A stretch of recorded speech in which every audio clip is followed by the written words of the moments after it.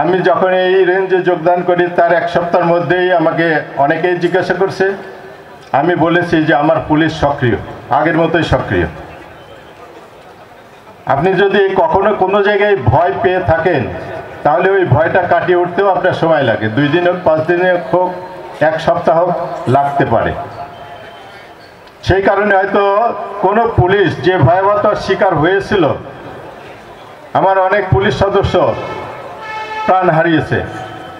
আপনারা নিশ্চয়ই জানেন সিরাজগঞ্জের একটা থানা, এনায়েতপুর থানায় 15 জন পুলিশকে পিটিয়ে হত্যা করা হয়েছে। তো ওই 15 জন তো ওই থানায় ছিল না, আরও অনেক পুলিশ সদস্য ছিল। যারা এই নির্মম ভয়াবহতা দেখেছে তারা কি অতি সহজেই স্বাভাবিক জীবনে ফিরে আসতে পারবে? আপনার ক্ষেত্রে যদি এর বৈষম্য, পার্থক্য অথবা হিংসা, ক্ষোভ, রাগ, এ কারণে এইগুলো কিন্তু পুলিশ দিয়ে নিয়ন্ত্রণ করা যাবে না। তবে হ্যাঁ, পুলিশ এই সমস্ত কাজের, এই সমস্ত খারাপ কাজের ক্ষতিকর দিকগুলো তুলে ধরতে পারে। স্বামী স্ত্রীতে আজকে খুনাখুনি হচ্ছে, তো পুলিশের পক্ষে কি প্রত্যেক বাড়ির প্রত্যেক স্বামী স্ত্রীকে পাহারা দেওয়া সম্ভব নয়।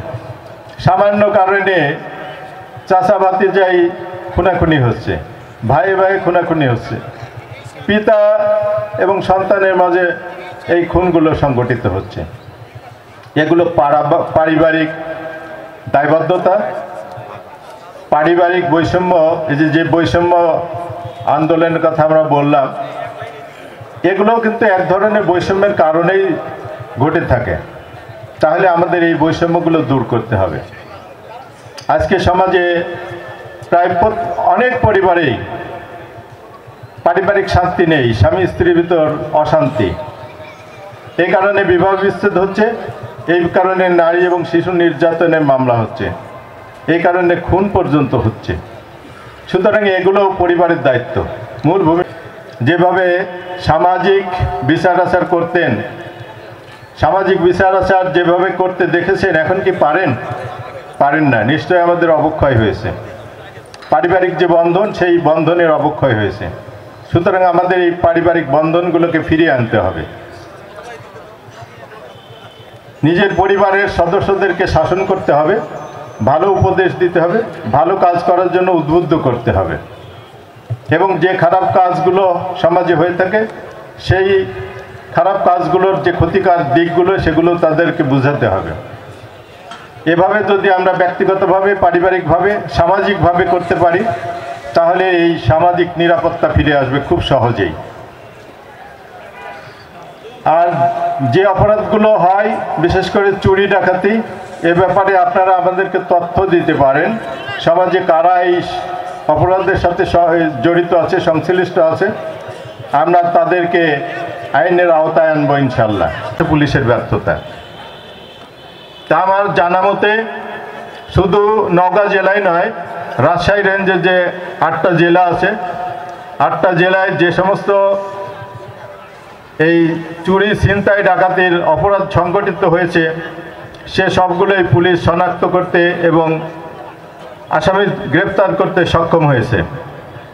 পাশাপাশি অনেক এই লুণ্ঠিত দ্রব্য, লুণ্ঠিত মালামাল উদ্ধার করতে সক্ষম হয়েছে। আমরা চাই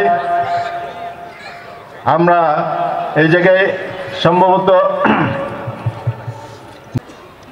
আমি গত বৃহস্পতিবার সকালবেলায় রাজশাহী থেকে বের হয়েছি, বগুড়ায় গিয়েছি। আমি আমার পুলিশ সদস্যদের সাথে কথা বলেছি। গতকাল জয়পুরহাটে ছিলাম, জয়পুরহাটে আমি জেলা পুলিশের সদস্যদের সাথে কথা বলেছি। পাঁচবিবি থানাতে গেছিলাম, পাঁচবিবি থানায় যত সদস্য আছে সবার সাথে কথা বলেছি এবং তাদের কাছে জিজ্ঞাসা করেছি আমার পুলিশ ভীত কিনা। কেউ বলেনি যে আমি ভীত। আজকে দাপ্তরিক কাজের পাশাপাশি সদর থানার সকল সদস্যের সাথে কথা বলেছি, তাদের সাথেও কথা বলেছি তারা ভীত কিনা। কেউ আমাকে বলেনি যে তারা সামান্য পরিমাণ ভীত। সুতরাং আমি মনে করি পুলিশ ভীত নয়, পুলিশ আগের মতোই আছে। আমাদের পারস্পরিক সহযোগিতার প্রয়োজন। এই জায়গায় দেখছেন সেনাবাহিনীর কর্মকর্তা আছেন, ওনার পোশাক পুলিশের পোশাক ভিন্ন, কিন্তু আজকে আমরা একসাথে সৌহার্দ্যপূর্ণ পরিবেশে